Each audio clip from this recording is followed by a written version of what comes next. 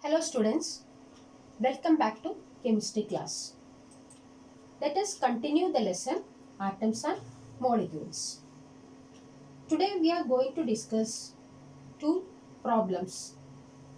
After solving the problems, we'll have a revision of this lesson. This Thursday, you will have a class test of this lesson. Learn properly. First question. A 0.24 gram sample of compound of oxygen and boron was found by analysis to contain 0.096 gram of boron and 0.144 gram of oxygen. Calculate the percentage composition of the compound by weight.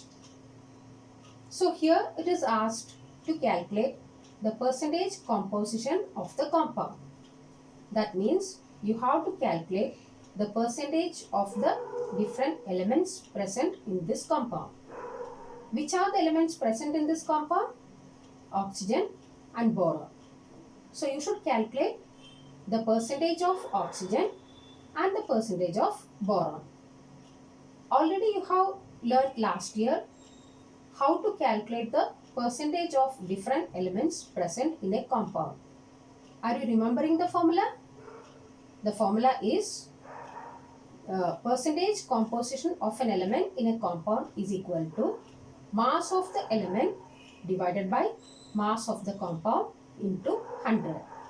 So using that formula, we'll calculate the percentage composition of boron and the percentage composition of oxygen. So the given data, mass of the compound 0.24 gram, mass of boron 0.096 gram, mass of oxygen 0.144 gram. So here we have to calculate percentage composition of boron and the percentage composition of oxygen. So how to calculate the percentage composition of boron? We have the formula. Percentage composition of boron is equal to mass of boron divided by mass of the compound into 100. So mass of boron is 0.096 gram. Mass of the compound is 0.24 gram. So substituting these values in this formula, 0.096 divided by 0.24 into 100. So here there are 3 decimal places. So it is easy to calculate by removing the decimals. To remove the decimal, you have to multiply here by 1000. So denominator also you should multiply by 1000. So 0.096 becomes 96 and 0.24 becomes 240. We can cancel 1 0 here. So 96 into 10 divided by 24, 960 by 24. After cancellation, you will get the answer 40. So here we have calculated percentage composition of boron is equal to 40. Next we have to calculate the percentage composition of oxygen. The formula is mass of oxygen divided by mass of the compound into 100. Mass of oxygen is 0.144. Mass of the compound is 0.24. So 0.144 divided by 0.24 into 100.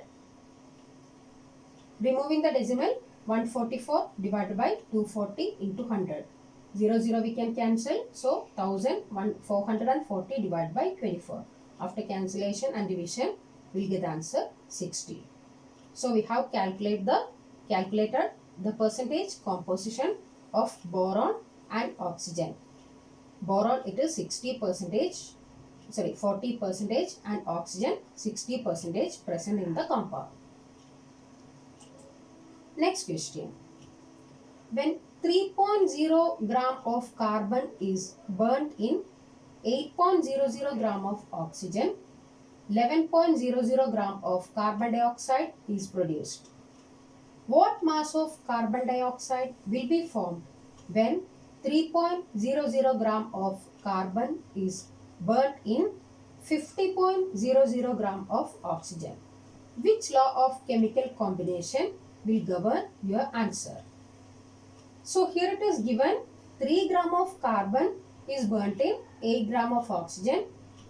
How much gram of carbon dioxide is produced? 11 gram. When 3 gram of carbon is burnt in 50 gram of oxygen, how much mass of carbon dioxide will be formed? That is a question. So to do the sums, first we will write the equation of the formation of carbon dioxide. Carbon dioxide is formed according to the equation C plus O2 gives CO2. So here carbon reacts with oxygen to form carbon dioxide according to this formula. So how much amount of carbon is reacting with how much amount of oxygen and how much carbon dioxide is produced? We can calculate that. You know, carbon's atomic mass is 12. So here there are one carbon atom, there is only one carbon atom. So 12 gram of carbon reacts with one oxygen molecule. Molecular mass of oxygen is 32. How you got it? 2 into 16 produces one carbon dioxide molecule. So carbon dioxide, its molecular mass is 44. 1 into 12 plus 2 into 16. That means 12 gram of carbon reacts with 32 gram of oxygen to form 44 gram of carbon dioxide. When we are taking the simplest ratio, we will get 3 gram of carbon reacts with 8 gram of oxygen to form 11 gram of carbon dioxide. How we got this? We have converted this into the simplest ratio. 12 divided by 4, 3. 32 divided by 4, 8. 44 divided by 4, 11. Again, we cannot convert into the simplest. This is the simplest form. So, that means 3 gram of carbon always reacts with 8 gram of oxygen to form 11 gram of carbon dioxide. Or 6 gram of carbon is reacting. How much oxygen is required? 2 into 8, 16 gram. How much carbon dioxide? 2 into 11, 22 gram. If 9 gram of carbon is reacting, 3 into 3, 9. So here 8 into 3, 24 gram oxygen is required. And how much carbon dioxide will be produced? 33. 11 into 3, 33 gram. So that means 3 gram always combined with 8 gram of oxygen, and when these are reacting, always 11 gram of carbon dioxide is produced. That is given in the question in the first sentence. Second sentence, what is given? How much carbon dioxide will be produced if 3 gram of carbon is burnt in 50 gram of oxygen?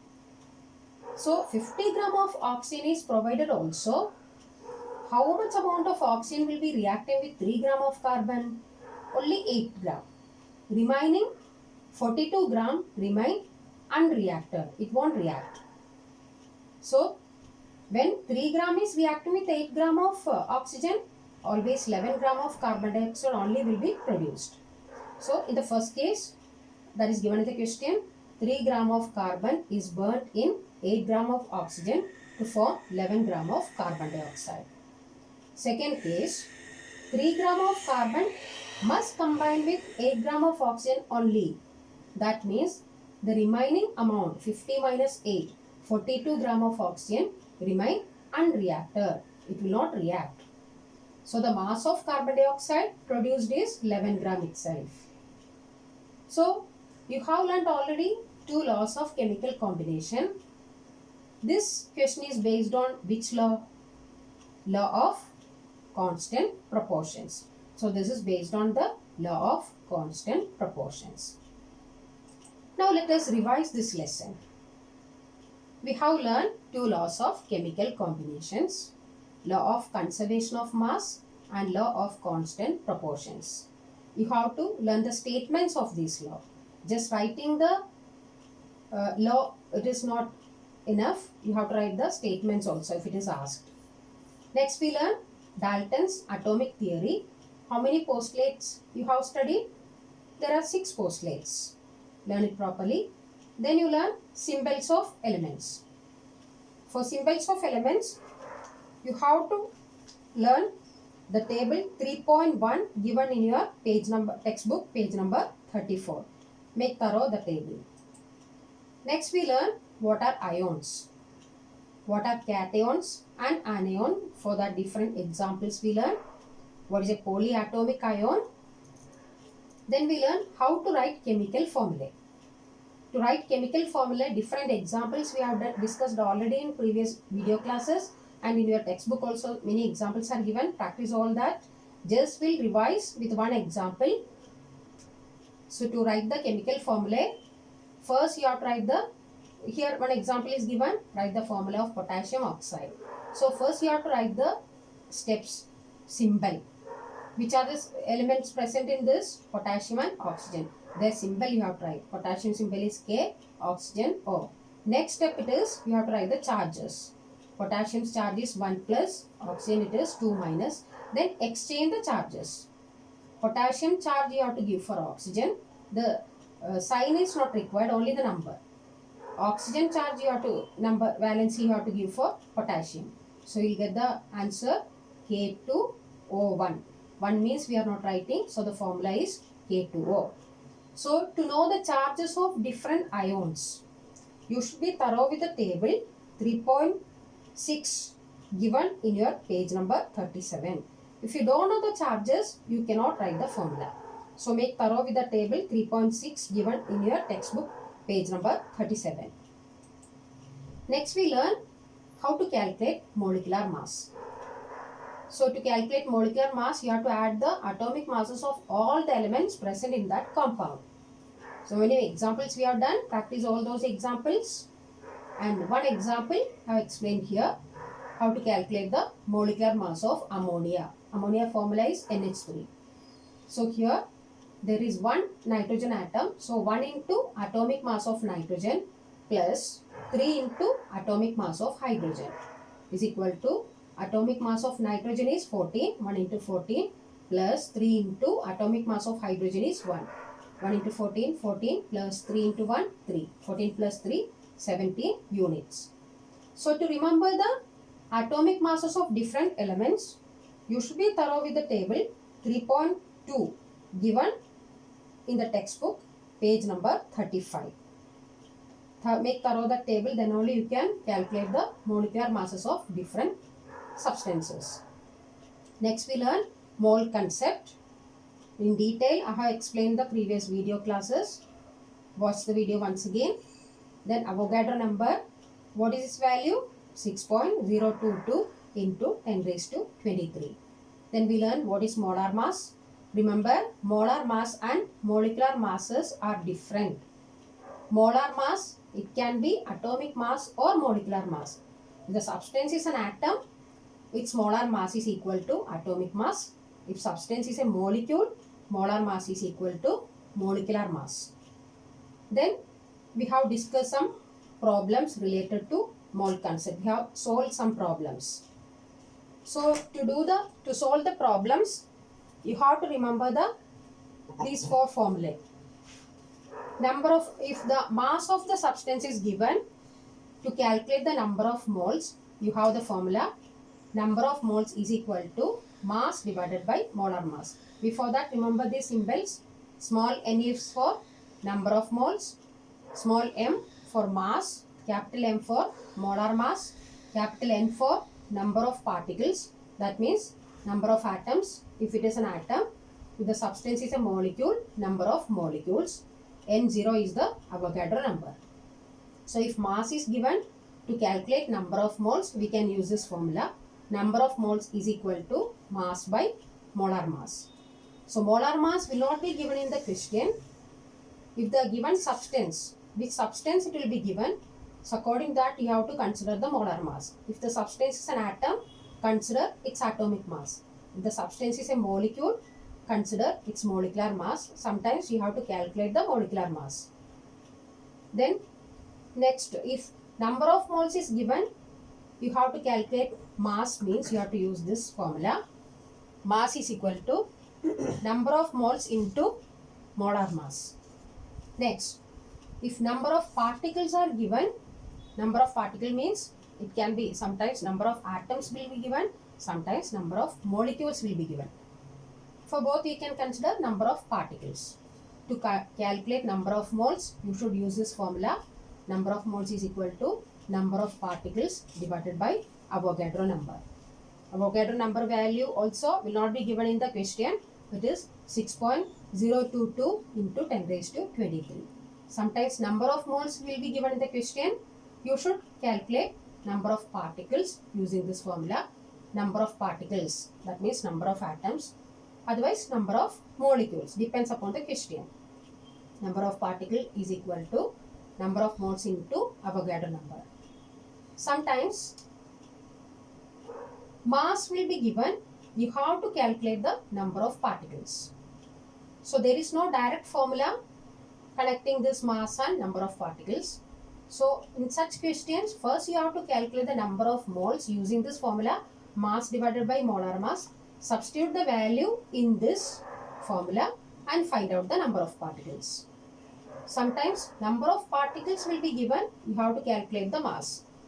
Same way, using this formula, number of moles is equal to number of particles divided by Avogadro number.